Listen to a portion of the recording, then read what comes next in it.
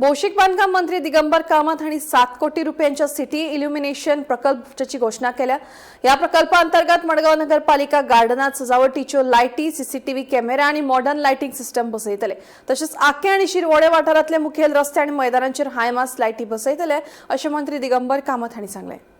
पयलीं हांव गार्डनाचे फूल estimate tender जाल्लें तें अप्रूव जालां, वर्क ऑर्डर दिल्या, ते कितें इलेक्ट्रिकल्स म्हणटा ताका काम पडलां तें आतां तो हळू स्टार्ट करतलो। तातूंत भितर ग्लो गार्डन म्हणजे वेगवेगळे एनिमल्स ग्रो जावपाचें एक नवो कन्सेप्ट आमी इंट्रोड्यूस केला।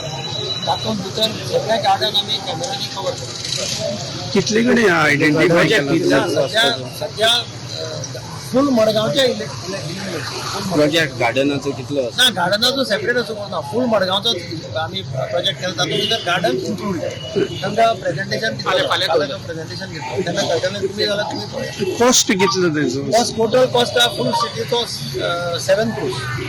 तातूंत भितर हायमास येतात, आखे आमचे ग्राउंड आहा ते ग्राउंड येता, शिरोडे ग्राउंड आहा तो ग्राउंड इल्युमिनेशन येतात, वेगवेगळे सायजीचे फूल मास्ट आसात। आणि हे फूल गार्डन ग्रो गार्डन केला आणि ताका कॅमेरा बिमेरा सगळें येता।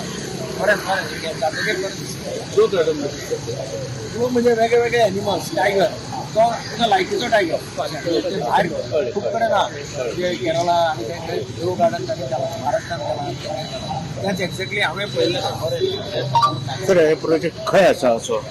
खूब कडेन ना, इंडियेक खूब कडेन तुमकां जातकीर कळटलें तें।